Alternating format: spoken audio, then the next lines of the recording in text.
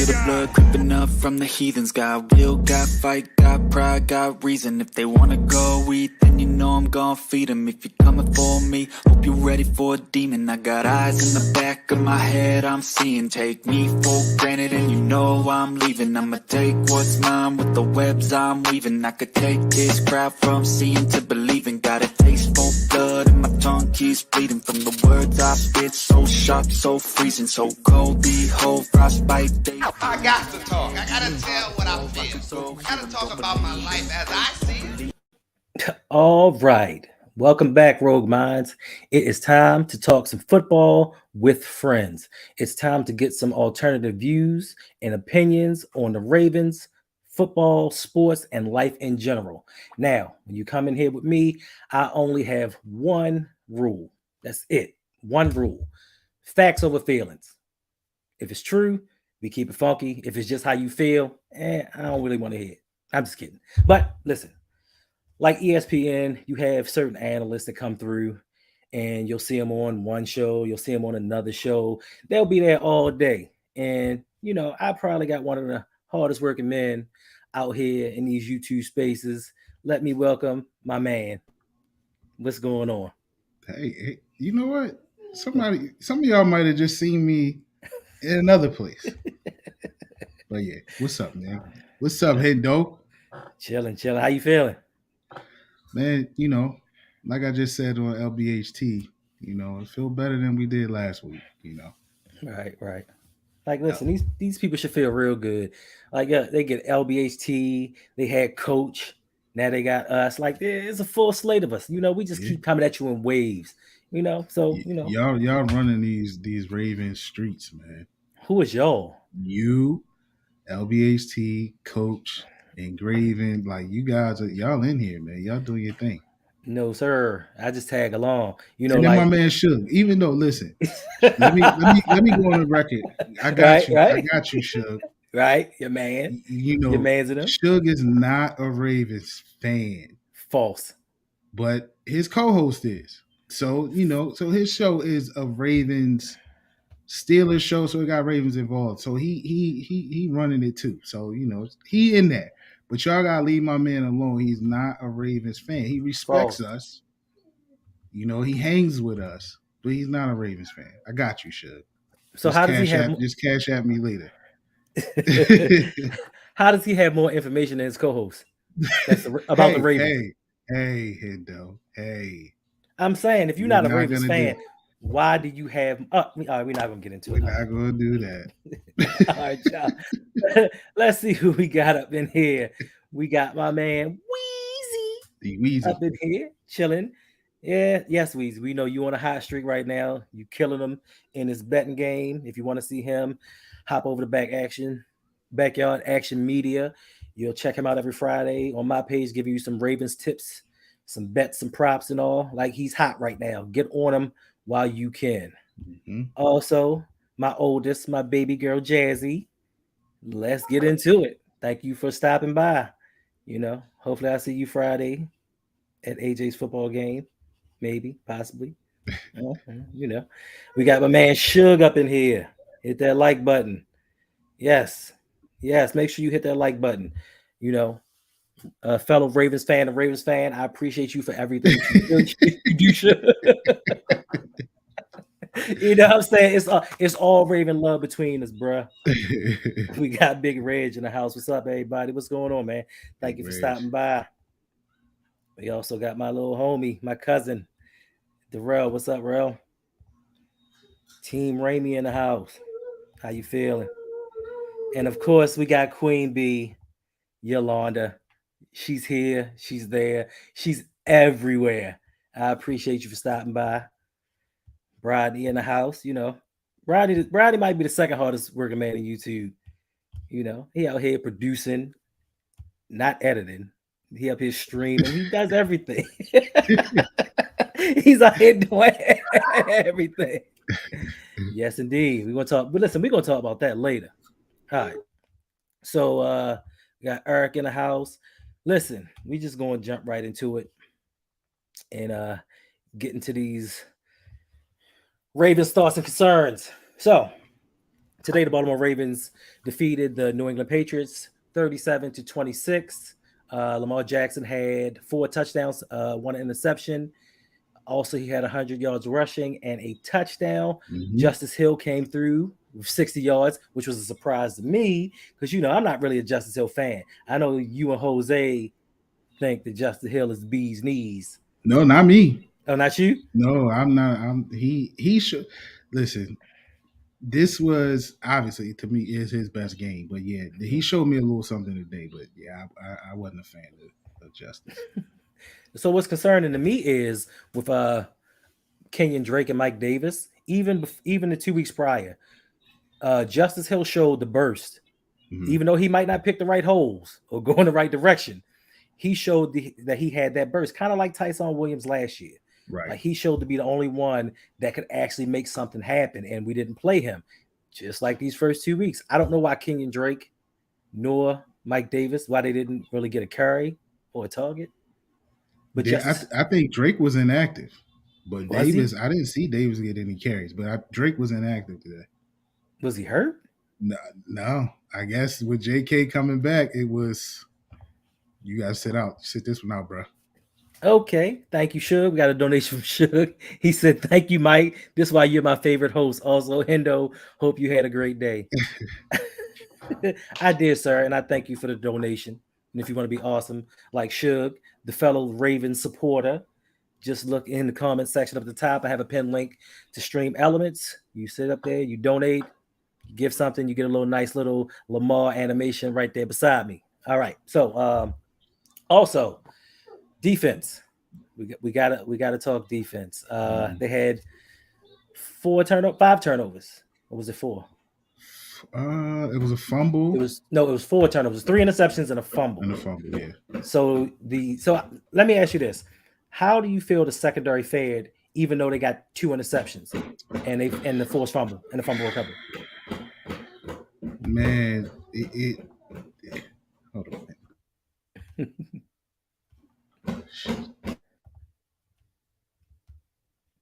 My bad. It's good. 3 years. Tyler's, Davon in here.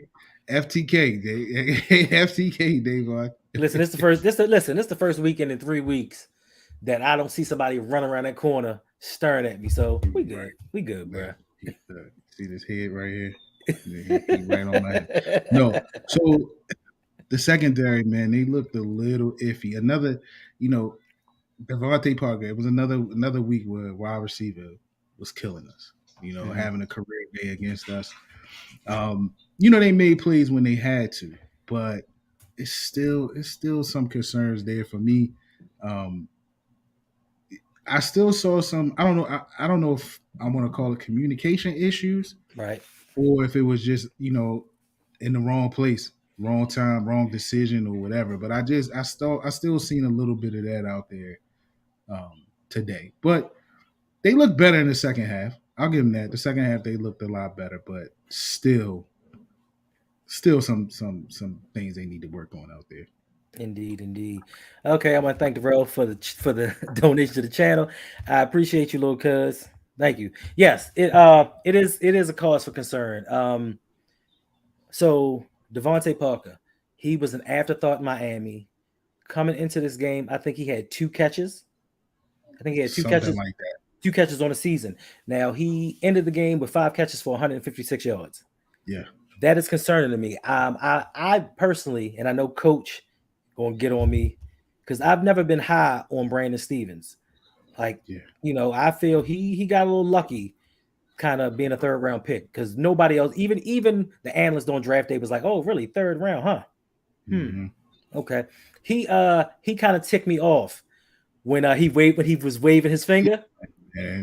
What I didn't understand was you didn't make the play. Yeah, Marcus Williams made the play. Now you waving your finger, and now you're getting burnt.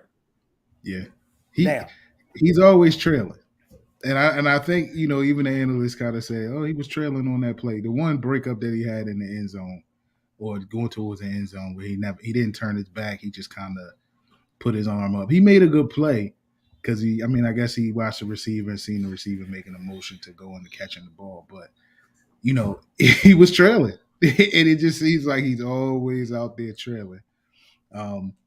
He's another guy, right? Third round pick. I think it was an upside potential type pick, right? Because he was raw athletic. He went to college as a running back, I believe. Facts. He went to running back as a running back at UCLA. Then he transferred to SMU, and he did a year there. Then I think his last 2 he switched over to cornerback. Yeah, so I think it was that was like, okay, here's a dude that's athletic. He was able to make the switch, to multiple positions in college and still be successful. So I think it was an upside pick. But the thing with upside picks is you kind of get a chance to let them grow a little bit because you got a lot of talent in front of them. And the fact that he got to be thrusted out there and be a starter, basically, I think it's starting to show, Right. Yeah. Okay. We got another tip in here. Thank y'all all for the love. We got an anonymous tip, $50. It says, keep it up. Love the channel. Listen, we love y'all. We appreciate y'all because trust and believe. If we didn't, I wouldn't be here. Because I'm telling you. Y'all ain't here. Y'all don't be hearing him behind the scenes. He wouldn't. I would not be here at all. I mean, it's cool. It's cool once we get it rolling, but it's just beforehand. Right. It's just I don't. You got to control everything and talk and do all this other stuff. But it is what it is. I'm here for y'all, and I'm glad that you're here for us. Thank you. I appreciate y'all. Jake P, what's going on, man? So yeah, like he doesn't do it for me. And Jalen Armour Davis, he doesn't seem to be doing that much better. Now I think he's been thrown into the fire. So what I mean, I think he's trial by fire right now. But then again, Mike, I really honestly got to say it's the New England Patriots. To be honest with you, they scored 2 offensive touchdowns in the first 2 weeks of the season. Yeah, something like that. And they didn't have their best receiver out there. I mean, Devontae Parker looked like the best receiver. He wasn't. But they were missing Myers this week, which would have been another issue for us. So listen, and I'm not trying to take away from the win or bring anybody down, but it is concerning. You don't have your number 1 wide receiver out there. You are a team that isn't really known for passing. More importantly, you have a team that has their defensive coordinator calling offensive plays. And they put up, listen, they had 321 yards passing. They had over 140 yards rushing. That's the part that really surprised me. They had 140 yards rushing, and they put up 26 points on this defense that coming into the season we thought was supposed to be top 5. Yes. How you feel about that? Yeah, I mean, watching the game, I'm looking at them gashing us, and I'm like, man, that going on Coach's show. Shout out to Coach Evans. We did a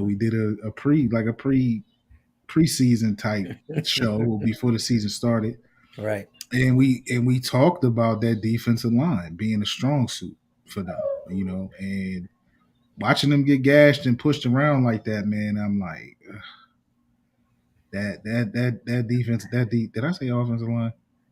No, I think you said defense. Okay, I feel like I said, but that defensive line, yeah. You know what? It's a couple of things that happen out there as a defense as a whole that I don't like to see, and I would like to see some changes. One, I don't like Calais on the outside. Like, I would like to see them move Calais back inside, just from a standpoint of, like, even though he wasn't, last year he wasn't really getting much pass rush, and he's not really now. But from the standpoint of him being there to just stand up and jump, put his hands up, he was batting down a lot of passes. Being in the middle of that defensive line last year. So I would kind of like to see that change. Maybe that'll help. Metabike, he made some plays in the second half. I think he even had a sack. He had a sack. Yeah, he did. So he, our boy Travis Jones, we still, waiting on him. I'm so glad. I'm so glad you brought that up. I didn't want to be the bad guy. I didn't want to be the one that had to say anything. Just like him, Travis Jones. Once again, I don't hate the player. I hate the responsibility that's thrust upon them, because all I heard was when Travis Jones gets back, this pass rush is going to be a little bit different. This pressure is going to be a little bit different. I'm like, listen, You don't know. He was playing against future Costco warehouse workers, and everybody wanted to crown him this defensive pressure because at Connecticut he did this. At Connecticut he did that. Listen, I understand, and it's only one game, so I'm not taking anything away from him. But this ain't Connecticut. This ain't the AAC or whatever conference he played in. Yeah, man. So I had people texting me. That from Facebook, like, is Travis Jones playing? I'm like, yeah, he playing. But he ain't playing. Remember I asked you. I was like, why he ain't playing? You like, he out there. Yeah. I really didn't notice it. I thought he wasn't even in the rotation. Until you said, nah, he playing. You know. So again, it's come on, Reg. Come on, Big Reg. Yeah, that D line, man, I'm a little disappointed in them because I thought that would be, even everybody talking about the secondary being strong and big time analysts on the big time publications were saying that we would have the best secondary in the league. Mm-hmm. But even with that being said, I thought that D line was going to be the underrated dark horse for this team. Like, we would be strong there, we have a strong rotation of guys there, and be able to give some pressure and be good at run stuffing. But not looking that good. My question is, what made you think that? Yeah, because I thought, like last year, right? We didn't have the depth that I thought we were coming into this year with, right? Mm-hmm. And then Matabike, again, thought this would be another year. He's another year better. Waiting for him to make that step. Right. We brought back Calais. I thought that because we had a more depth there and able to put together what I thought would be a solid rotation there, that we wouldn't have to play Calais as much as we play him. So Calais in spots, you know what I mean? I'll take Calais on spot duty. I don't need Calais paying 99% of the plays. I don't want that Calais. You don't even want him playing 50. Yeah, I mean, you get him, 40 to 50% play and keep him on a rotational basis to keep him fresh. Right. But we're not able to do that right now. But I thought that we would be able to. I thought Travis Jones would show some things in the preseason. And where? I guess I got caught up in that hype. But I like the kid. I do like the pick. I like the player that he was at Connecticut. Yeah, I know. But and he coming off it. So I'm gonna give him the benefit of the doubt. He coming off an injury. Maybe he not all the way there yet. So we'll see. We'll give him some time to see if he get it together. But the D line, I'm a little disappointed with right now. So if he's coming off an injury, and it's not to you, but if he's coming off an injury, why is he playing? Like, we as an organization should have learned by now, if you are not fully healthy or as healthy as you can be coming into the season, why are they playing you? You know, I know you're a rookie. I know you're eager to get your first game in, but if you aren't healthy, you're not helping the team. We've got enough injuries. And to your point of you thought they were going to be strong, I did not. We were number one against the run last year because we couldn't stop the pass. It had nothing to do with Brandon Williams. It had nothing to do with Calais Campbell. It's only because teams threw on us so much, they didn't have time to run the ball. Now, I didn't think Michael Pierce was going to be anything but an injury casualty. That's what it's looking like now, because that might be a lot. That might be more serious than we think it is. That arm situation. Listen, he gave us one good game. Yeah. He might come back at the end of the season and give us two more. I expected 4 good games out of Michael Pierce. Calais, I'm not expecting too much out of him. Now I do want to ask you a question. I don't know if you saw the play, and I know Calais Campbell, Mr. Good Guy, Mr. Everything. Do you think he hurt Mac Jones on purpose? I didn't. So it's funny that I did not actually see the play. Like I turned away, and then the next thing I noticed, I seen. When I turned back, Mac Jones was like hopping off the field with one foot or on one leg. So I didn't actually see the hit. I still haven't seen it. Was it dirty? Did it come off a little dirty? To me, I won't say it was dirty, but Mac Jones had thrown the ball. Mm-hmm. And he took like 2.5 steps. Then he jumped on him. You know how big Calais Campbell is. After he jumped on him, his knee came down in the back of Mac Jones' leg. So I'm not saying it was dirty, but he didn't have to hit him. He had to lay on him. And full disclosure, I'm sure I'm not the only one. but I've seen that man up close, and that's a huge human being. That might be the biggest dude I've ever seen in person. Yes. Like, that is a huge dude. So yeah, laying on somebody like that, laying on old Opie Taylor like that, I know that ain't feel good. Listen, some of them people here might be too young to know Opie Taylor. What's going on, AM? Thanks for joining the stream all the way from South Africa. I appreciate you, bro. Oh yeah, that's dope. Speaking of big human beings, what did you think about Fa'alele? So you know what? I figured that I would either get this question from you or Coach. I'm sure we'll talk about it on Coach Show tomorrow. But second half, I thought he played well. I mean, listen, you throwing a rookie in there at left tackle, right? He come in left tackle. Y'all know why the light flashing like that, right? But a rookie throwing him in at left tackle, like, you know, I thought he held up well. I mean, it looked shaky in the beginning. Of course, they gave him some help, right? They gave him some help, but no sacks in the second half. No sacks in the second half on Lamar. I think he had 4 total in the game, but all in the first half. I think they adjusted. I think he settled down, and he looked okay. I mean, with some help, but he looked okay. You know what I mean? Like, so Lamar didn't get killed, and that's what my worry was when I seen him come in. You know, and I put in the Discord. Shout out to the LBHT Discord. I said, let's pray for Lamar. Let's all say a prayer for Lamar. But he made it through. So he looked okay. I'm not gonna hype it up and say, yo, he looked like, you know, the next star left tackle, because he did it. Right. But he second half, he held it together with some help, but he held it together. He did a lot better in the second half. But you know who I'm going to tip my hat to, even though I can't say, I don't know for certain if it's 100% warranted, but I think for the most part, I'm gonna tip my hat to Greg Roman.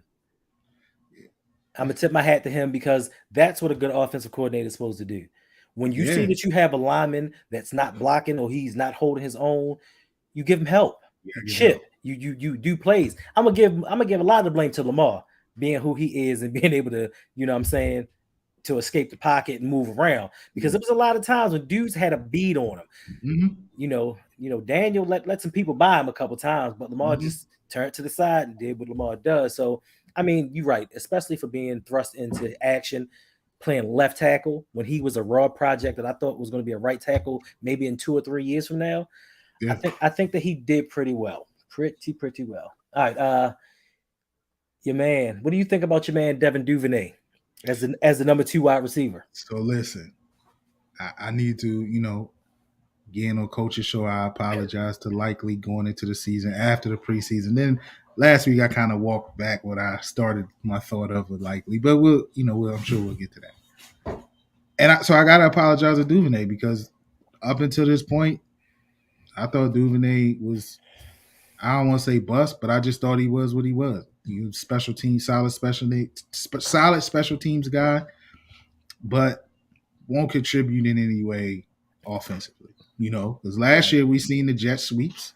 You know what I mean? We seen all of that. We see all of that last year. You know, don't forget, Ravens fans, don't forget that we was calling, you know, why can't we use Duvernay as our Debo?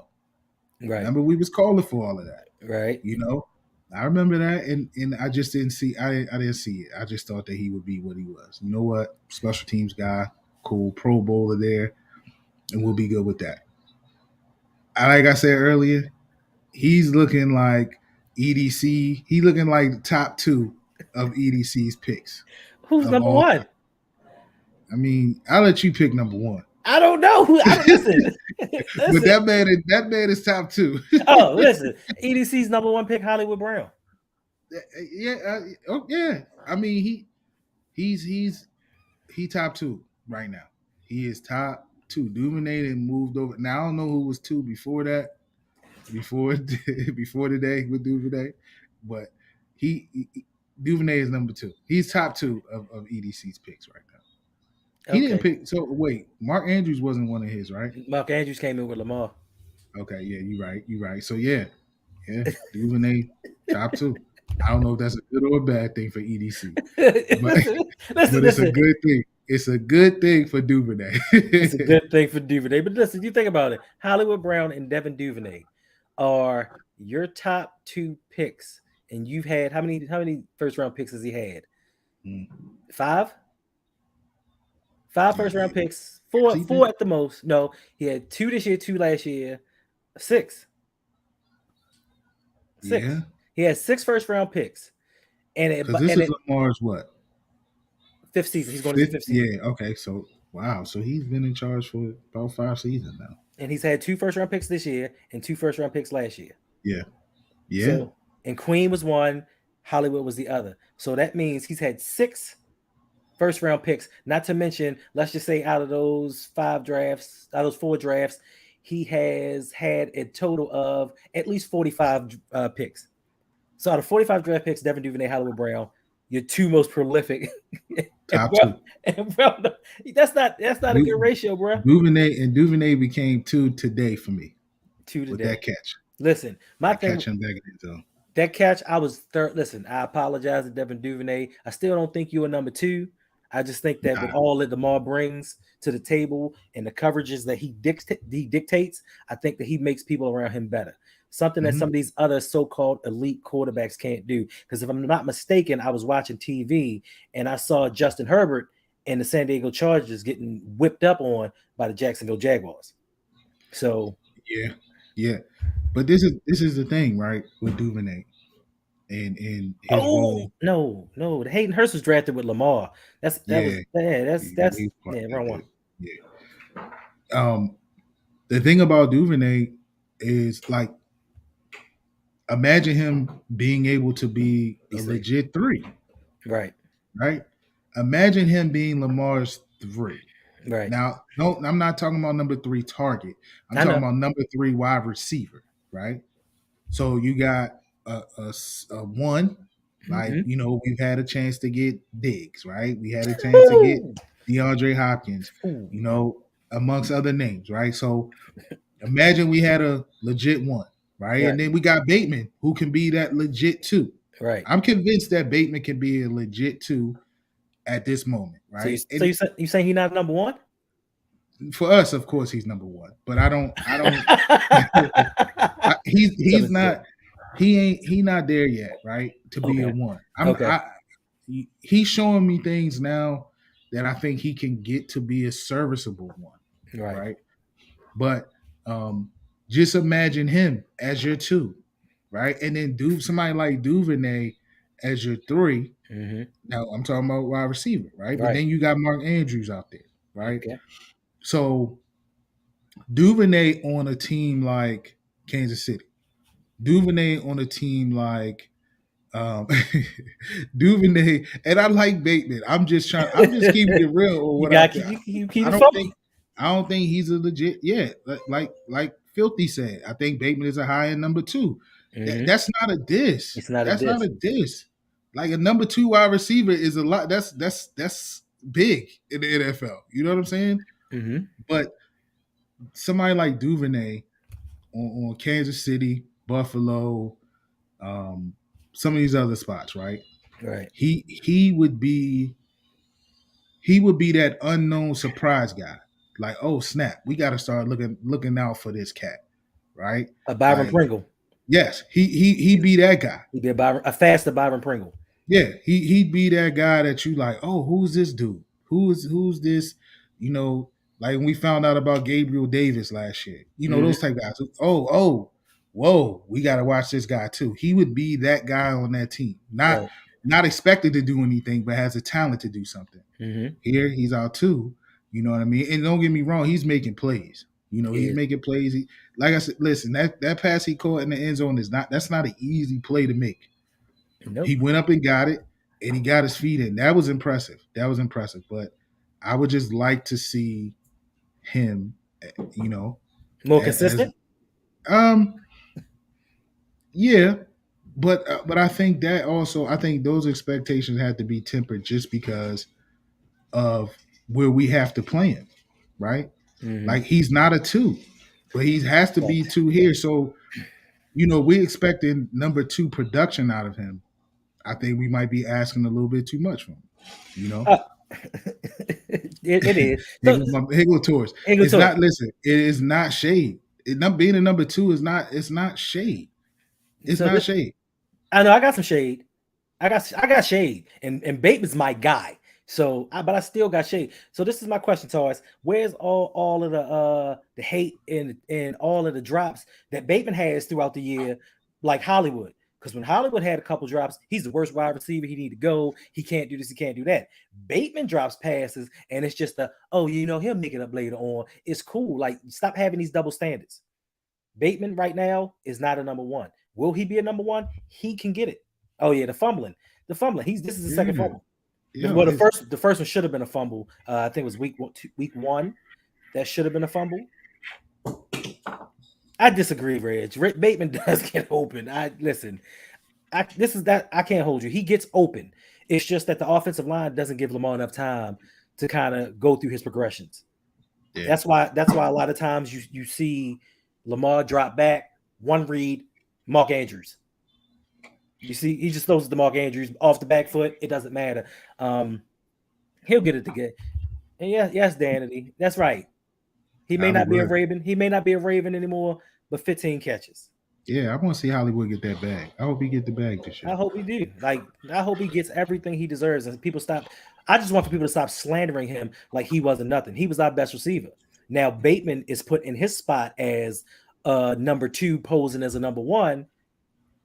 And we see what's happening. And even if we had Hollywood still on this team, and you put him with a Bateman who is healthy, starting the season off, playing the full season, starting the season off anyway. That would have even been better, right? Like you just gotta put weapons around these guys. Like the crazy part is to expect these guys to, and like I said, we always talk about this. So I hate to keep doing it because I feel like we're beating a dead horse. But we should want to put as much talent around any of those names that we said. Yep. You should want to put as many top flight wide receivers as we can around people like Bateman. Right? We should want to put any top talent around that will only open up more things for Mark Andrews. You gotta look at it from that standpoint. Mark Andrews gets open now, right? Yeah. But if he had somebody to take some of that coverage off of him, it's pick your poison. Lamar would literally be pick your poison because somebody's gonna be open on every play. Facts. But people don't realize that. People don't realize if you put dominant players around each other, they make it easier for one another. Yeah. Everybody's thing is, you taken away from.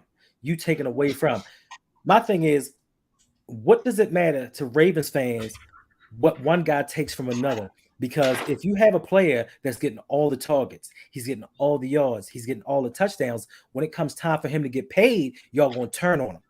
And say he needs to take a team-friendly deal. He needs to take a discount. He shouldn't command all that money. Well, this team offered him all this. He shouldn't leave. He should stay with us because we built him and developed him. Like, you can't have it both ways.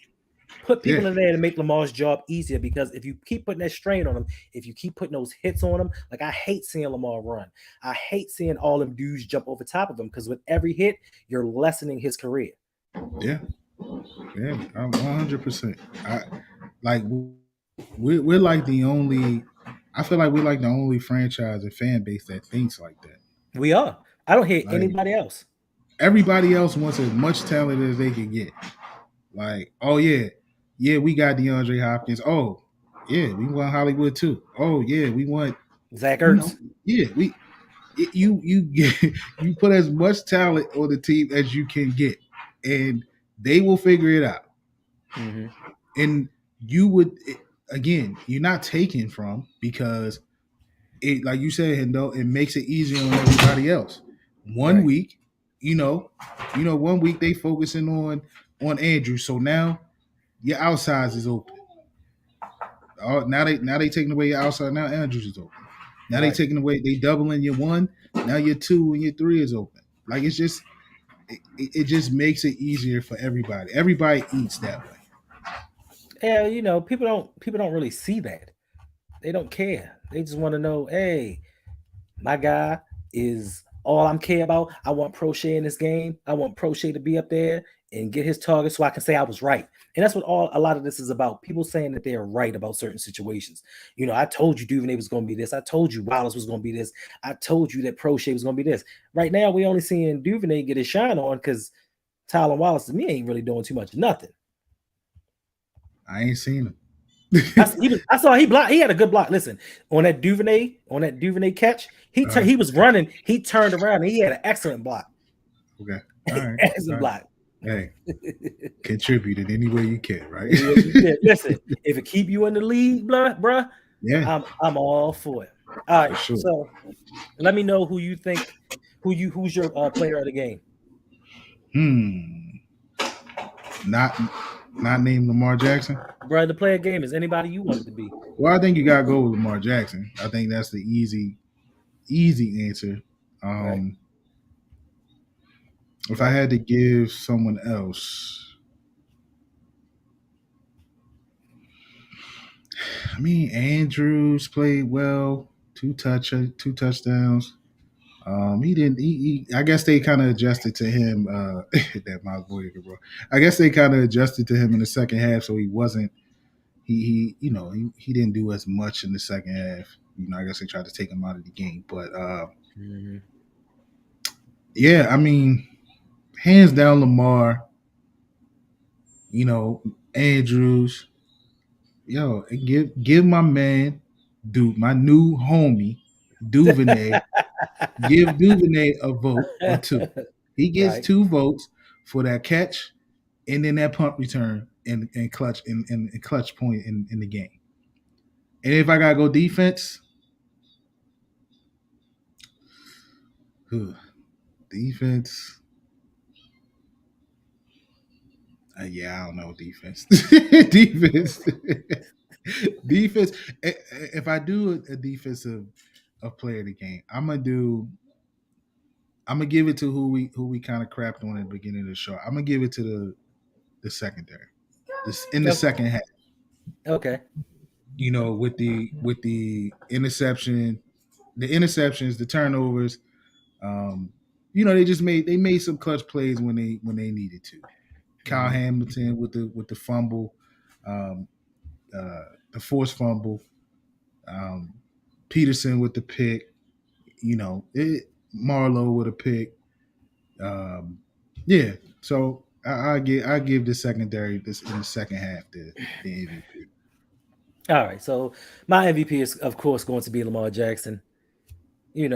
Totally amazing. He does everything for this team, and I pray to whomever you pray to that they don't fumble the bag.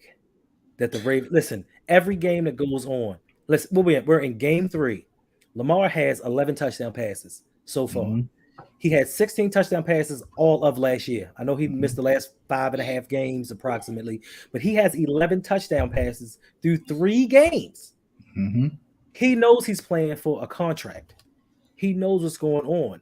So my question or my thought on this is, what is Baltimore going to do when it comes to getting him a new deal? Because everybody's saying it's nothing to worry about. We have the franchise tag to go to. The franchise tag is going to be $45-47 million. Mm-hmm. And that $45-47 million counts all to the cap. The whole thing. Like, you can't finagle it. You can't adjust it. That $45-47 million is going to count fully toward the cap. And quite honestly, Lamar might not play on the cap. That might be an insult to him. So I think they need to just pony up some money to him right now. That would be smart. I mean, listen, yesterday's price ain't today's price. And that's just going to go on all season. And if he continue playing like this, if he's in the top 3 to 5 for MVP considerations and votes, that bag is just getting heavier, man. No, Rex, it's 11. And we did it. We did that. We did that with Flacco, right? Mm-hmm. That bag got a lot heavier, because we waited. Now he won a chip.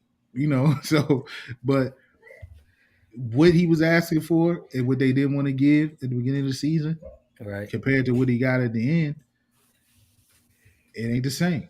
So don't you think that they would have learned from that mistake last time? Like we tried this before. We tried being cheap, and listen, they weren't really high on Flacco. They really didn't believe in Flacco as a team, and they was like, "Oh, go ahead," because from what I understand, the dispute between the Ravens and Flacco was $2 million, a $2 million maybe a year difference, or $2 million in total.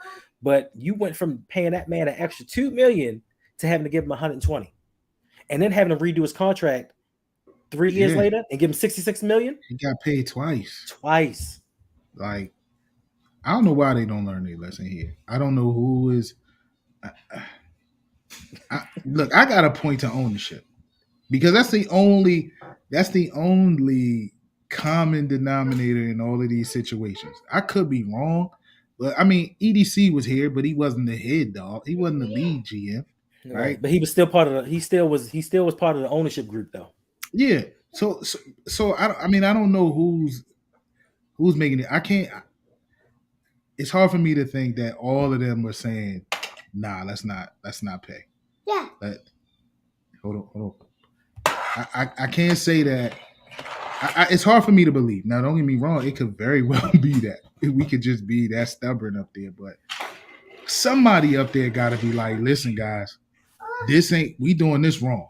Right. You know what I mean? And they might be getting overruled, but as long somebody got to be speaking up to say, "Yo, look, this price is only going to go up." They got to know that. So I don't know, man. I don't know why we handle things like this. I really don't. It's annoying. Even when you think they're not gonna play with it. Like I didn't think. I was like, oh man, they ain't gonna play with Lamar. They gonna pay him. You know what I mean? They know what he is to this team and this city. We still do it. So I don't know, but Shadi better be putting that check in escrow right now, and he better start letting it grow right now, because it's going up. It's going up. Most definitely. But to Darius' point, like, they feel like they got Huntley, so we can save that money. We can go with Huntley. He can give similar production, maybe not the same, but similar run pass production, and they might think that they can save money. Because in my mind, Harbaugh and his coaching staff and the owners feel like, listen, we found Lamar and we made Lamar. Because all you hear from the pundits, you hear everywhere, we made a system catered to Lamar's talents, which we did not. But they make everybody believe that. So they feel like, listen, if we did it with him, we can do the same with Huntley. We put him with the ones and let him go out there. We save all this money and put the rest in the defense that can't stop anybody, and we'll continue to do that. Look, people like that on Twitter that say that, I block them. I don't even want you on my timeline. You bumped your head if you think that Huntley could do what that man is doing. And I think Huntley is a serviceable backup, right? And right. I think he deserves to be in this league. I do. Mm-hmm. But if you think he can be what Lamar is, a unanimous MVP, right? He's going to be in the MVP. He continue on this path. He's going to be in the MVP conversation again. The most dynamic weapon in the NFL right now. I'm not just saying that as a fan. You got all of the analysts are saying, listen, we've never seen anything like this. Mm-hmm. He is quite possibly the most dynamic weapon this league has ever seen. And you think Huntley can be that? Right. Like, come on, man. Like, people got to stop. Again, we are one of the only fan bases that even thinks like that. Mm-hmm. We the only ones that think like that. Oh man, just we got Huntley. Huntley can do that. Well, I don't even see what makes people think that he can be that. It's that, yeah, he played in the 9 games. How many games he win in those 9 games he played last year? He won 1. He won the Chicago game. He won 1. He won 1. Yeah. He did, right? So he looked like a player that you would hope has to step in for you for a game or two. Right. Right? In game 1 to 2 game stretches, right? He looked good. And that's what you want. But to say that, that's in that 9-game stretch, if you think he showed you enough to be the lead quarterback of your team, you probably need to stop watching football. Bruh, this fan base is all about saving money. They don't care how well you play. As long as we win enough games to say we're winners, save money to have some splashy sign and make the playoffs and lose in the first round. This fan base is, they feel like we've done our job. But so my defensive player of the game, I'm gonna get that to Marcus Peters. Okay. I didn't hear too much from him. It's his second game back. He had an interception and a forced fumble. So, I feel like, he did what he needed to do. All right. So for the 5-on-5 down, give me your impact players and give me the players that you are feeling a little iffy about. Impact players, Lamar. Of course. Looking like that guy. Right. I'm gonna give it to Andrews. I'm gonna get the obvious ones out of the way. Of course. Lamar and Andrews, impact players. Again, my new guy. You gotta add Duvernay in there. Your new best friend. Yeah, you gotta add Duvernay in there. I'm gonna give Justice Hill a nod. 6 carries, 60 yards, averaging 10 yards a pop. He chose the right lanes this time. Right. He showed some explosiveness, and we need something like that back there. So I'm gonna give one a nod to him as well. And then my last one. Okay. B's gonna love this. B's gonna love this on the offense. And then I'm gonna do my offensive. I'm doing offensive defense if you want to do it. You do however you want. Let's, bro. This is you tell me how you feeling. Okay. So and then I'm gonna give honorable mention. I'll put it that way. Okay. To Project Pat on that pancake block of Judon. I think Pat played a huge role and they used him a lot to provide help for Lele. And I think he I think he did well in providing that help over there. But that block, man, where he pancaked Judon. Yeah. Judon, I think Judon even had to tap him on his helmet for that. Like, yeah, all right. Like we supposed to be brothers. Right. You got me on that. So those are my impacts on offense. And I apologize, man.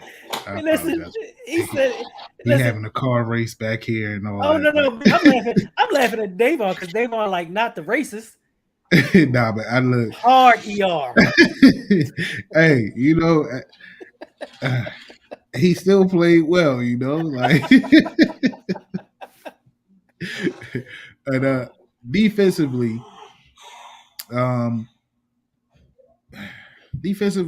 you name one, Peters, with the interception and that fumble recovery was huge. Marcus Williams, man, I think Marcus Williams has been steady. I know that ain't your favorite guy. Oh no, listen, no, bro, listen. I know I said he wasn't the best available safety out there, but bro is earning his money. I can't take nothing away from. He's earning his money. Yeah, he was steady Eddie out there. There was a Bynes. Oh man, Uncle Bynes played okay today. He played okay. And then I'm gonna give honorable mention to the young cat. I'm gonna give Kyle Hamilton because Kyle Hamilton has caught a lot of flack early on in this season. Even in the preseason, from when he got burnt by the dude on the long touchdown in the practice. He's been catching it, so that play that was a big time play by him to force that fumble. So I'm gonna give an honorable mention to him as well. Okay. And then 3. What else is it? So it's just, it doesn't have to be 3. It can be however many you want. It's players that you have concerns with or you think are on the down slope. Oweh, and Oweh. Y'all know Oweh, my guy, right? I predicted 15.5 sacks for Oweh last year. Yeah, I was bugging. But, I think he got 5.5. Yeah, it was something like that. It was 5.5. You could have took the 10 off and you'd have been right. Yeah. But Oweh is looking lost out there, and I don't know if he's pressing. I said earlier on Lunch Break Hot Take that I feel like him being thrusted into that role that Tyus Bowser usually holds, right? Which like I said, we know Tyus Bowser is a little bit of a jackknife, right? He can rush, he can drop into coverage, he can set the edge. And we kind of expecting that out of Oweh, where Oweh was able to just rush last year, right? It's something, man. It's something. He's looking really out of place right now, and that is that's a concern for me. Someone else said it. Someone said it in the chat, and I'm glad they did. I can't see if it was Danity, but somebody mentioned Jordan Stout. Bro, I said it in the Discord. Sam Cook would never shank one like that. Listen, people were saying that this was the can't miss. This is EDC. This is the best pick of this class. I'm not convinced. I don't know if y'all saw the stat that they started the game with, where he's dead last in average yards per punt. Right. Well, listen. 2 weeks in a row. 2 weeks in a row. Fourth quarter of the game last week, he had a 36-yard punt. Fourth quarter of the game this week, he had like a 30-something yard punt. He folds under pressure. Yeah, we can't have special team mistakes, right? Especially in this town, we're used to special teams being the one thing we didn't have to worry about, right? With Tucker and Cook. So I got the side eye on the young guy, because it's some things that I ain't too happy with on him. So he's not quite a full concern for me, but he's getting there. He's close to getting there for me.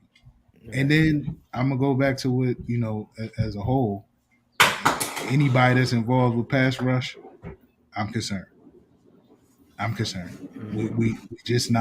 We're not manufacturing it. I don't know if it's on the coordinator for not being able to manufacture a pass rush in some pressure, or we just ain't got the dogs out there to do it. But we gonna need pass rush, or we're gonna keep giving up career days to wide receivers like we're doing, and it's not gonna matter who it is. Right. Like, 156 for Parker today would have been 256 for Jamar Chase. I gotta remember that. And they starting to get it together in Cincinnati. Yeah. So the only ways to offset that is to get pressure. Right. And we saw it, right? When we got pressure, with Pep, I think it was Pepe on the cornerback blitz. It forced Jones to throw it quicker than he wanted to, and that's what led to the Marlowe pick. Like, that's how you create turnovers and getting these quarterbacks off balance. But until we are able to see some semblance of a pass rush, I'm going to be concerned. That's going to be my number one concern for this team. Yes, indeed. So my picks for the 5-up, I picked J.K. Dobbins. I know he didn't do much, but it was just the fact that he was able to overcome that very serious injury and contribute. I mean, he had some times where he looked really good. It's just that the holes kind of closed on him really quickly. Justice Hill, of course, he had the 6 rushes for 60 yards. He picked the right holes. He looked explosive. And actually, his 35-yard run led to that touchdown when we were behind, and it helped put us back up. So I give him props for that one. Josh Bynes, he had 8 tackles, 2 assisted. He had that interception. Now, I've been personally getting on Bynes for a couple of years, saying that the mind is willing, but the body is weak. He tries his hardest, but he couldn't get there. But he came up, he came over, he covered the middle of the field, because if he hadn't, New England was going down the field and they might have taken a lead. Also, like I said before, Marcus Peters, the interception, the fumble recovery, and my last one is going to be Lamar and Mark Andrews, just their connection as a whole. Like, Lamar knows, and that's why we've said in the past we wanted the Stephon Diggs. We wanted the DeAndre Hopkins, because as in that touchdown with Mark Andrews, Lamar can just throw it up and he trusts the guy to go get it. That's the one thing that we're missing. So their connection is my number 5. Now, as far as for the down, number 1, it's got to be Brandon Stevens. Like, I'm already souring on you, bruh. And then you come in here thinking you Matumbo. Like, and I told you for the string, I don't like that me, look at me stuff. I don't need you to make a routine tackle and then jump in front of the camera like, yeah, look at me, because I know on the next play somebody gonna run your ass over. Yeah. So Brandon Stevens, I just think his technique, they need to teach him better technique. I think he can play better, but as far as the third cornerback goes, I'm not for certain of that. My second one is Eric DeCosta. I just feel like he let this team down. 2 years ago, press conference, I'm gonna do everything I can to build a wall around Lamar Jackson. He went and got Alejandro Villanueva. Now he did get Kevin Zeitler. I give him that. He didn't do anything with it. Comes into this season. No, we have the same issues. Knows Ronnie Stanley isn't up to par. Don't know when he's coming back. You went out and signed Morgan Moses, who I told y'all for $15 million for 3 years was just a stopgap. I told y'all he wasn't it. And he's showing getting beat by everybody and their mama on a weekly basis. He didn't build up his offensive line. He didn't find a replacement left tackle. He took Mr. Glass himself and said, well, if he ain't ready, we'll put Mr. Glass out there. He'll handle it. and what happened in warmups? He got hurt. Essentially, he got hurt. Left guard. You drafted Tyree Phillips in the 3rd round. He didn't pan out. You got Ben Powers in there. He ain't working out. Lord knows what happened. Was happening with Ben Cleveland. You know what's going on with him? Ben out there. Listen, he hunting big game hunting, man. He out there doing his hunting. So eating a squirrel. Eating squirrel. I guess he good right now. Yeah, I don't know what's up with that. You just named 3. You just named 3. I guess. I mean, value picks, right? Because EDC values those 4th rounds, those 3rd round picks. He values them, right? And neither one of them have panned out at this moment. So, not to mention, I almost forgot not to mention our swing man we put at left tackle. He's injured now, so now Pat McCarry's injured. Yeah. So going into this game against Von Miller and them, we gonna have Fa'alele there, or are we gonna move Moses over to the left hand side and put Fa'alele to the right? Like, what are we gonna do? I don't understand what the thought process of this was coming into the season. So I was thinking that, and part of me was thinking like, all right, at half they'll come out and move Moses over to the left and move Fa'alele to the right, and they didn't. So that kind of tells me that if Fa'alele if McCarry ain't there and Stanley ain't playing, they might leave him over there. Either way, I guess you probably up the creek, right? You just go ahead to provide help either way. Moses ain't like Moses is. Ain't like Moses. He gonna say today. You know what I mean? So right. But I'm with you on the EDC thing. It's just not enough done to fill the holes that this team had from last year. I mean, you made you bring in Morgan Moses. It's not a bad pickup, right? Right. And if you look at what you had last year at right tackle, right, or who was supposed to be your right tackle, right? I take Moses over that. You know what I mean? Zeitler is good. I mean, I think Linderbaum is he's going to be good. But that left side ain't fixed. It ain't. Right. Our left tackle ain't there, and then the guard situation just ain't. He ain't fixing it. So he ain't doing it. And answer your question, Boyd was a healthy scratch. He did not play. So that brings me to my next topic with EDC, this pass rush. You go into what team goes into the season with 2 healthy outside linebackers? 2. And one of them is a little bit older. And that's why he got hurt. They're playing Justin Houston too much. And it's too much of a strain on him. So now he's out. So now all we got to hope that Pierre Paul comes in and he's in shape because now you have Owe and Pierre-Paul, and those are our only rushers. Like, what are you doing? But instead, what you do is you pay Nick Boyle $7 million to sit on the sideline and do nothing. You pay Kenyon Drake to come in here and be a healthy inactive. You pay Mike Davis to come in and look lost and do nothing at all. Not one carry. Not one carry. So all that is cap space that's being eaten up for somebody else that we could have brought in. Listen, I hope and I pray that JPP comes in and does something, because we gave that man $5.5 million. And that was kind of the sticking point of him not coming in a little bit earlier.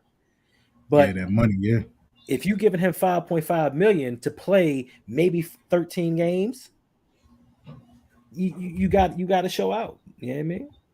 Yeah. I agree. I cringe when I see Malik Harrison on the outside. I cringe every time, every play they put him in and he was on the outside. I just, it's sad. I don't understand what their idea was of coming into the season with no depth there. I mean, you knew Tyus wasn't going to be ready, right?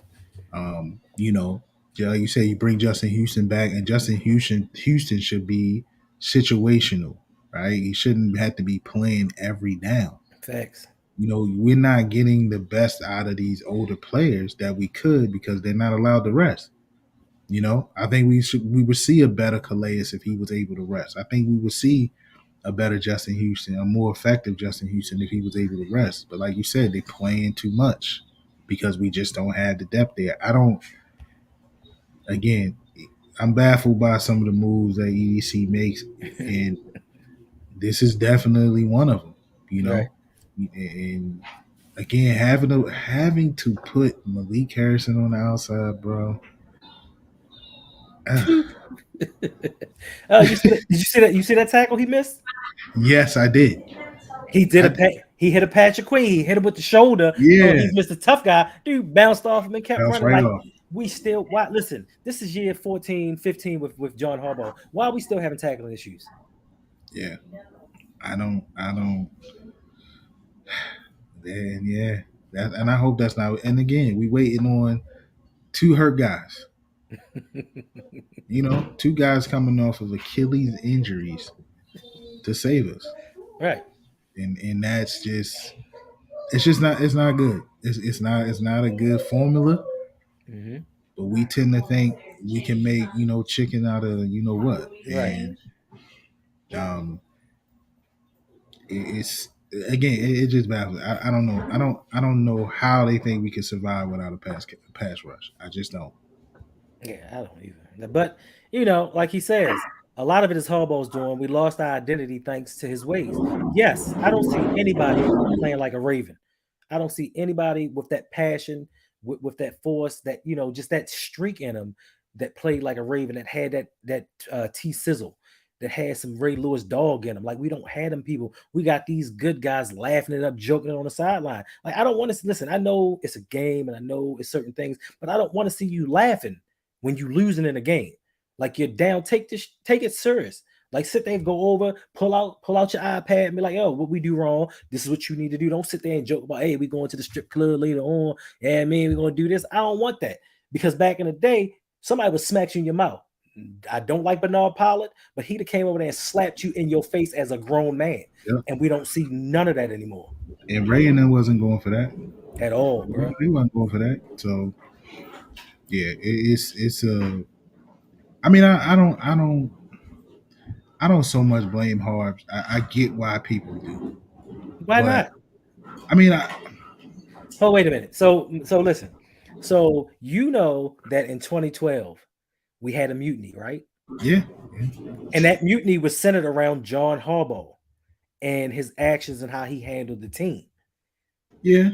I heard Joe Flacco talking about it the other day. He was like, "Listen, these kids nowadays don't realize we had 3-hour practices.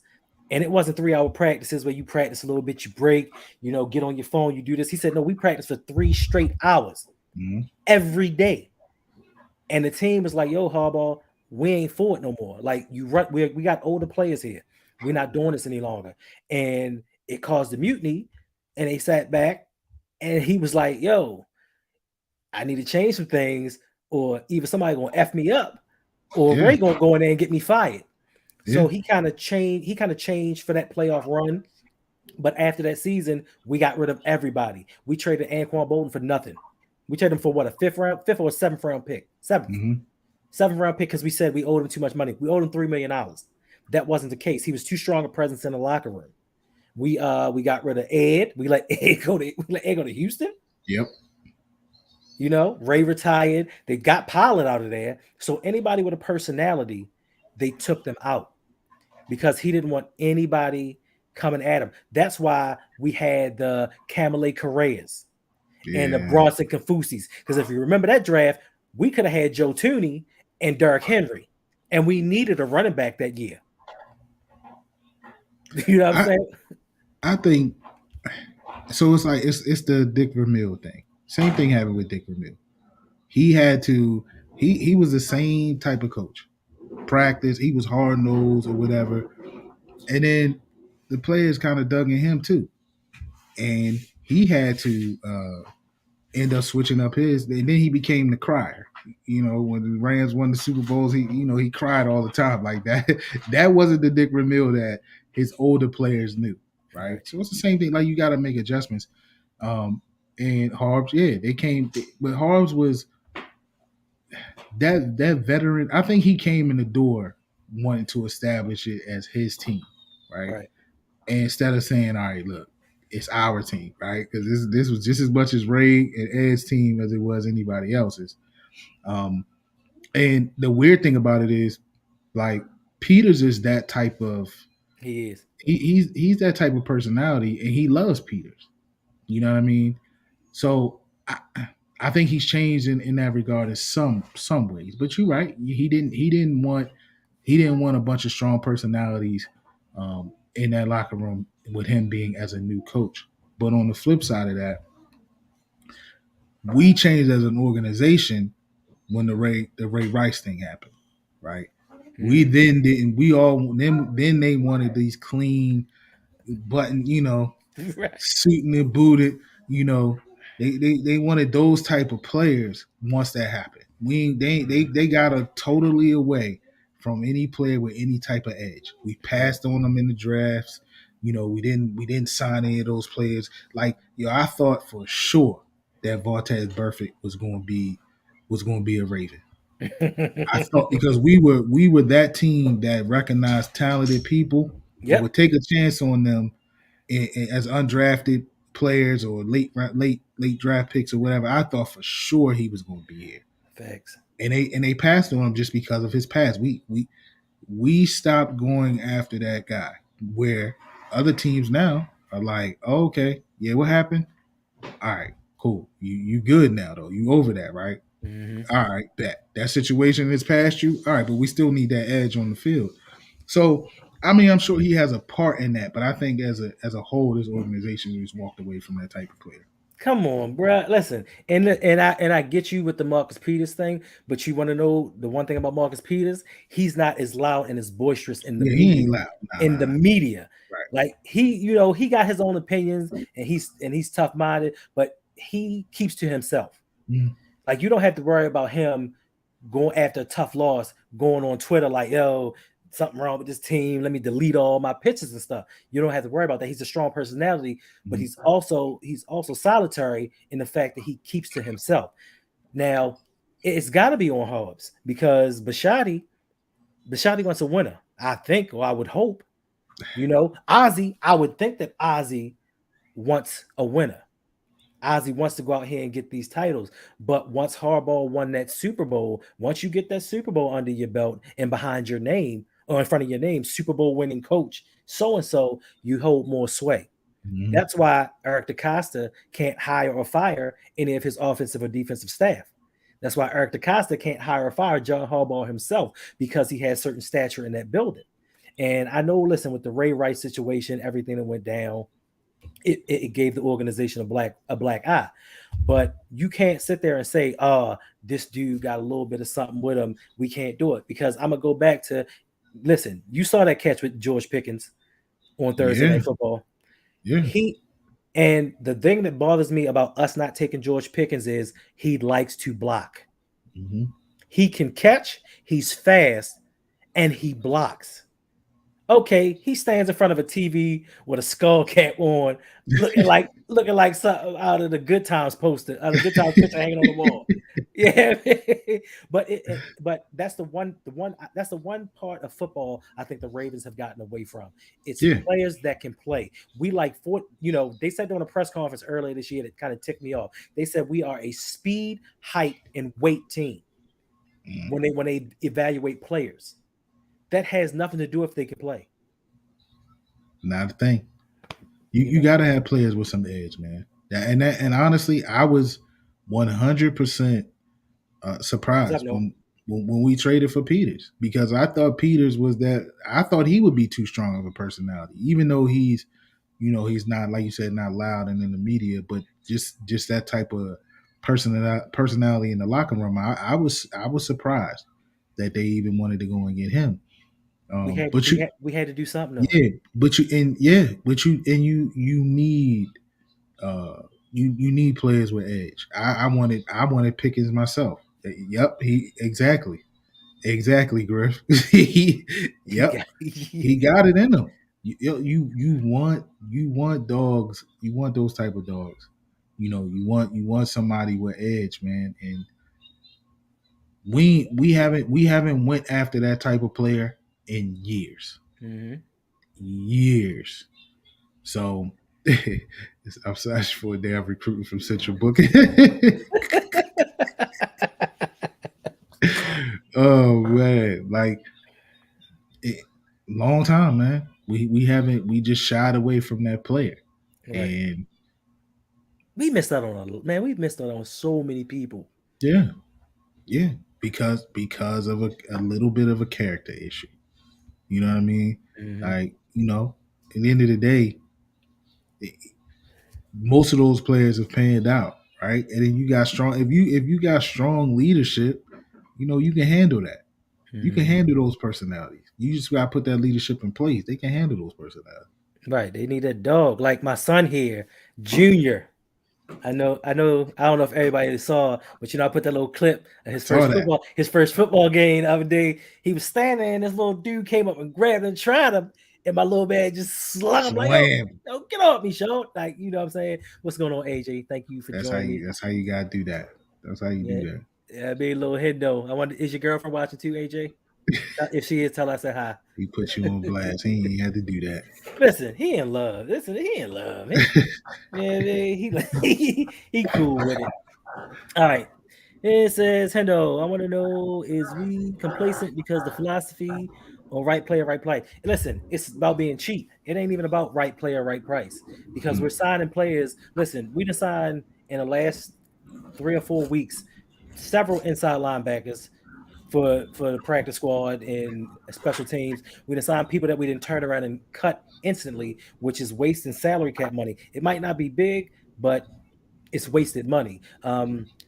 Draft wise, it's past the point, in my opinion, of best player available, because they say teams don't draft best player available, but who's to say? Somebody said it the other day. Who's to say who the best player available is?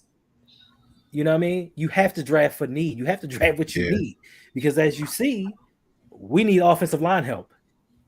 We don't need an extra safety that we can just throw in there. We have Chuck Clark, and he's kind of playing above expectations. So, in my opinion, it's not right player, right price. It's about how cheap can we be with these signings and filling these holes.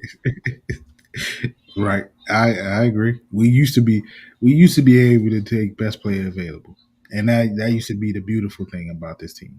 Mm-hmm. Oh yeah, because we need much. You know what I mean? We a good team. We can all right, yeah, this dude's still there. Let's go and get him. Right. We can't do that no more. We got serious needs, and they still, they're still living in the early 2000s. That's still in the late 90s. They still doing that. And facts. We ain't there. We beyond that. Sports Major LLC, thank you for subscribing to the channel. I appreciate you. Okay, so Davon saying we waited all day for Sunday night. So that's Davon telling us we need to wrap it up. as my producer, right. he's telling us that we need to shut it down. Because of I hear Davon. you. Because Davon said shut it down. So we're gonna shut it. We're gonna be about to end it in a little bit. But I want to say, so as far as the division goes, we have the Cleveland Browns tied with us at 2-1. Mm-hmm. The Pittsburgh Steelers and the Cincinnati Bengals are in the basement at 1-2. Let me know how you feel going into next week's game against the Buffalo Bills. I feel better going into next week's game, being 2-1 than being, 1-2. Right. Because that's one of those games, right? It's a good thing that it's at home. I think we could play with those guys. We just can't make those silly mistakes that we made. Especially again, look, if we thought Tyreek and them, and if we thought the Tua got busy on us, Josh Allen, we don't want to mess around with that, So I think we can play with them. I feel, like I said, I feel a lot better because we won today. If we would have lost today, I would have been very concerned for this season. Very concerned. So it's going to be tough. I think it's going to be a battle. Right. The one thing that I think we have on our side, is that they're not a good rushing team. So, and then you know what? We can't even count on that. We just got a lot to clean up. We got to be. We can't even count on the fact that they're not a good rushing team. We that secondary got to be on point. So you telling me that Mr. Devontae, I think he had the metrics of least separation in the NFL, Parker, getting off for 156 yards, and we're going against Stephon grown man Diggs. Yeah.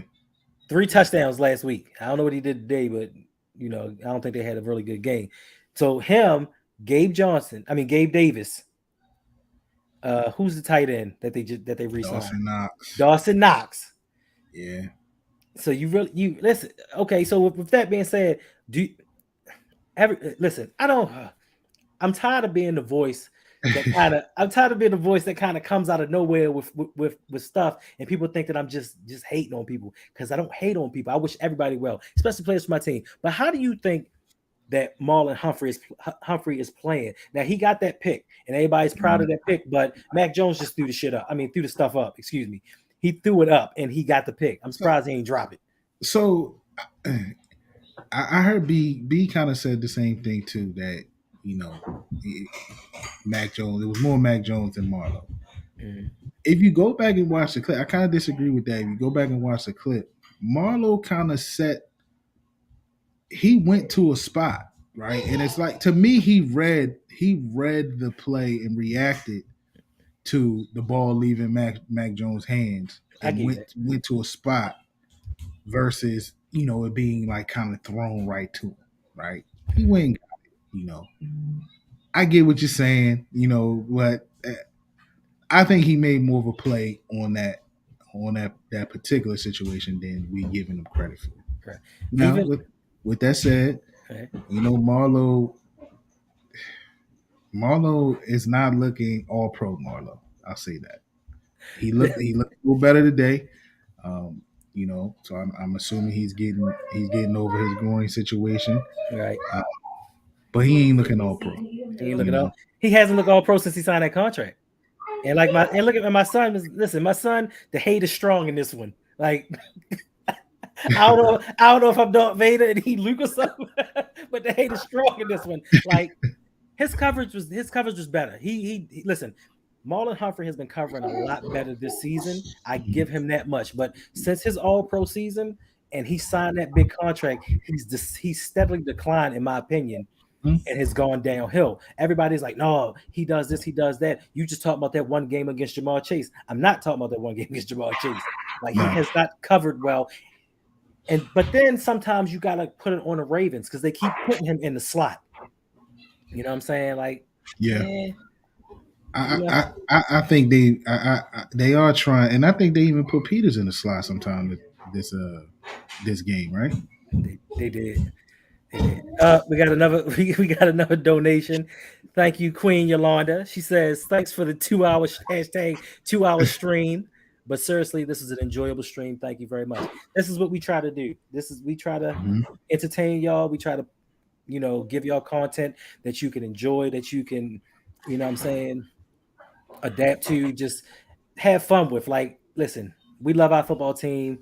It can get kind of stressful at times. It can be overwhelming, but we just want to bring some levity to the situation. I know we don't always agree, but like I said here, it's facts over feelings. And with that, we about to wrap it up. But the reason that I really wanted Mike on here was because you got some special news that you if you could announce that for me, sir. Yeah. So, well, before I go there, I do want to point out who is it? Darius coming. I agree. He isn't like Marlo. Isn't like a lockdown cover corner. He's more run support. Get his nose dirty type corner, right? So if we expecting him to lock down somebody, because even the All Pro Marlo, right? He was making plays on the ball.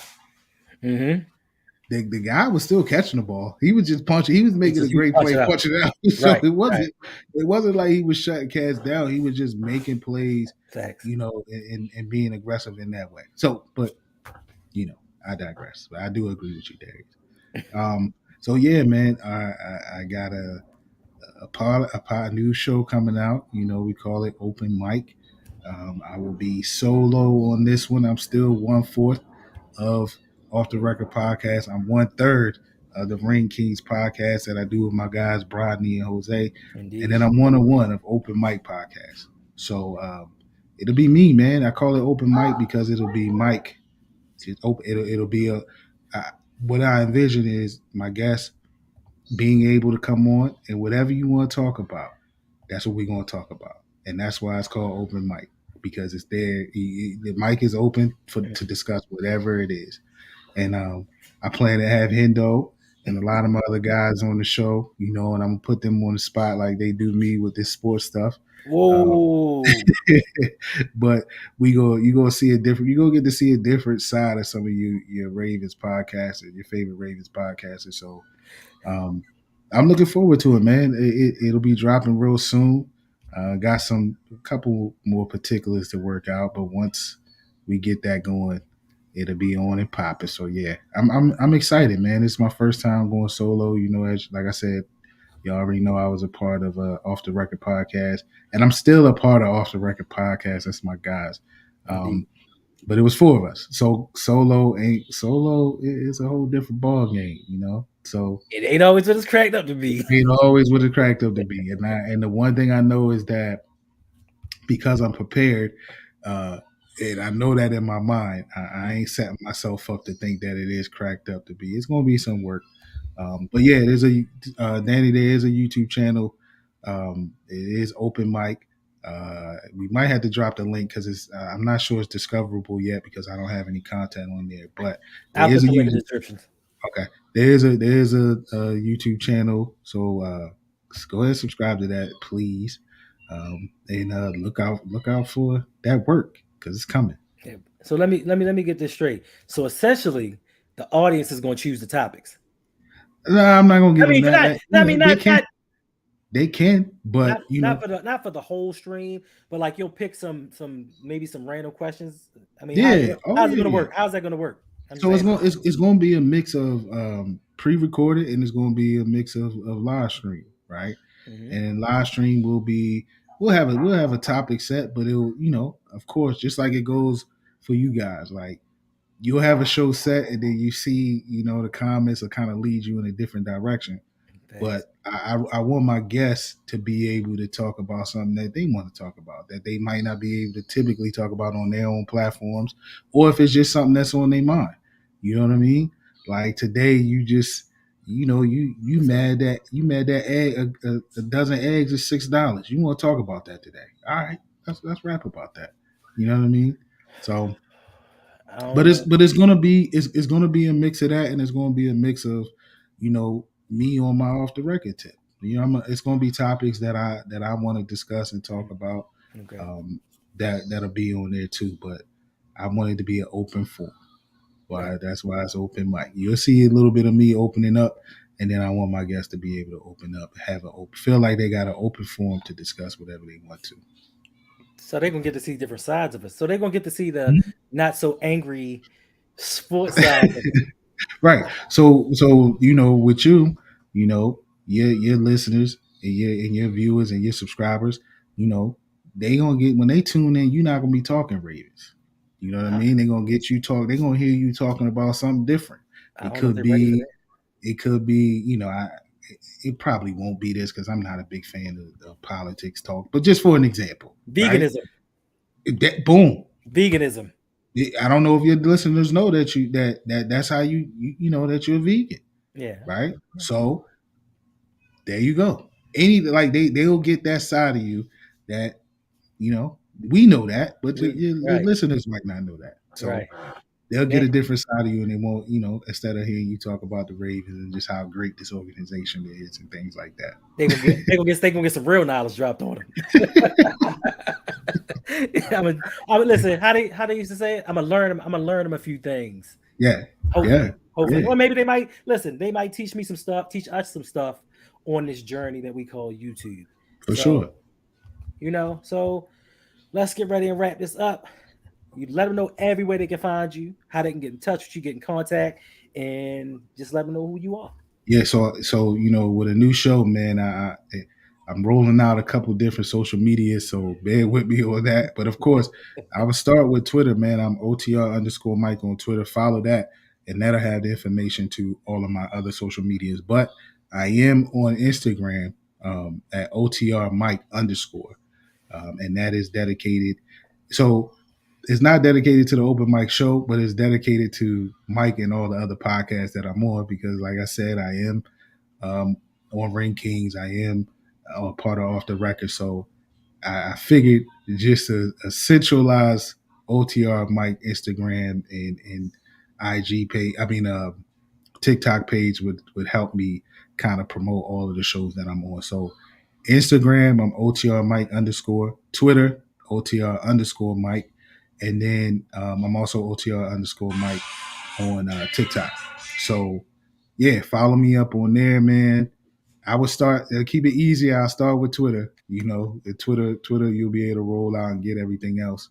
But this will be audio, and then it'll be a YouTube channel as well. So check it out, man. Give me a follow so they can make me definitely go subscribe to the channel so they can make your boy discoverable, because they hate on me right now. Indeed. Oh, we're going to listen, one way or another, we're going to make that happen, bro. Mm-hmm. We're going to make that happen. All right, y'all. So thank you all once again for just dropping by and hanging with us. Still 35 people in here.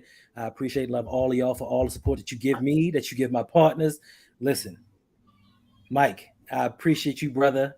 And I'm just praying for a successful channel, because other people who aren't familiar with you, they don't know what you bring. They see us in this sports arena, this sports aspect, and they don't see the barbershop talk. They don't see the seriousness of certain things that you speak about, like mental illness and certain in real life topics. But I'm telling you, I appreciate you, and I'm letting all y'all know when it come out, it's going to be dope. It's going to be hype, and I can't wait for it. So thank you all. So hold up. Before you can't just go like that, man. Oh, damn. Okay. So first of all, let me say, Hendo, there's a promo for the show floating around, and Mr. Promo over there, he put one together for me off the whim. So you're talking about appreciating people. I just said, I guess it was Friday. Friday, we just all chilling on the stream, and I'm like, yeah, I'm excited, man. I think I want to drop it. I think I want to drop the promo. And Hendo put together a promo for me on his own, and at 3 o'clock, well, he sent it at 3 o'clock in the morning. I was still doing because I had made like 3 different versions of it. I was like, oh man, I hope he liked this one, and I kept changing it. I woke up and I had a message from Hendo at 3 o'clock in the morning, like, man, I got something for you. I hope you like it. So, talking about appreciating people, Hendo, I appreciate you. Look, it's really, really a team effort. That them LBHT boys started, man, and we we all rock together. I see a bunch of people in here, D Weezy, cousin Davon, Yolanda in here, Big Reg, all of them, man. It's we support each other, and that's the beautiful thing about what we got going on. And if anybody need help with anything, that's exactly what we do. So Hendo, I appreciate you even putting that out there, because trust me, bro, the one I put together was just of the logo and the music. That was it. Listen, I know we all came together through a Discord, but y'all showed me so much love in the beginning. And I keep telling people, especially Broadney, like, yo, I would not be here without y'all. Because if I don't know if you were around at the time, but when I started the channel, I hid it from y'all. For like 2 months. I remember that. I was so embarrassed. I was like, man, I ain't telling them. And then one day Broadney was like, is that you? And I'm like, oh man, they because listen to me, being around you all, it makes me want to level up. And I was just embarrassed because it's like I got big shoes to fill, all these guys out here creating this wonderful, great content, all this fire, and I come in with my little bitty stuff. So I felt kind of inadequate. But y'all showed me so much love, and y'all motivated me, and y'all pushed me, and y'all supported me to the fact that y'all don't know, as far as I'm concerned, I'm a very loyal individual. And when you show me that you are for me, bruh, ain't nothing I won't do. We gonna push it, yeah. Because when we was in the overtime show and you were talking about doing your show, y'all was sitting there talking. I'm sitting there writing notes. Right. Like, I was already on it. Like, yeah, he got a promo coming. He don't even know it yet. So I just want to let y'all know I appreciate y'all. I appreciate everybody that drop by these streams. Baby girl, I appreciate my daughter. Listen, all y'all showing me support, because there are times when I sit there and think, man, I don't want to do this. Right. It's just, like I said, I'll sit and talk on anybody's stream, but as far as sitting back and using and doing all this extra stuff, I don't want to do it. But then I come in here and I get so much love from y'all, and I get support from you, because I hit you up on the fly and was like, yo, I need you to come on the stream. And you was like, bet, even though you had just gotten off another stream. Yeah. But I wanted you to come on here so I could promote your show. I didn't know that Jose and Broadney were going to promote it as well. Yeah, that was just all the. I didn't even know he sent the link, so I just jumped on there. But yeah, again, that's just what we do. Hey, you hit me, you free? You do anything later? Nah. And that's anybody in the squad. If you're free, they like, yo, we doing something. Let's jump through. And also sometimes we just go into Discord and we'll go into StreamYards and send to StreamYards and talk. Yep. So if y'all want to be a part of all this love and all this family type atmosphere, sign up for the Patreon. It don't got to be my Patreon. Everybody has one. Mike gonna get one real soon. And I can't remember who it was, but whomever it was, yes, I made $1 tier. Somebody was like, yo, can I get $1 tier? I made $1 tier for you. It's the South Baltimore tier. So now we got 4 tiers. We got South Baltimore at $1. We got 3 for East Baltimore. We got 5 for West. We got 10 for West Baltimore County. You know what I'm saying? Like my man Davon say, West Baltimore is certified. But we're going to get out of here because I don't want to keep Mike all day. And it's also football on. I'm going to let y'all go. Just remember, never give into conformity. Formulate your own opinions and be somebody important. Be yourself. Till next time, y'all. You know what they say when they see us? They point at us and say, those are bad feel the blood creeping up from the heathens. Got will, got fight, got pride, got reason. If they wanna go eat, then you know I'm gonna feed them. If you're coming for me, hope you're ready for a demon. I got eyes in the back of my head, I'm seeing. Take me for granted and you know I'm leaving. I'ma take what's mine with the webs I'm weaving. I could take this crowd from seeing to believing. Got a taste for blood and my tongue keeps bleeding from the words I spit. So sharp, so freezing, so cold, behold, frostbite.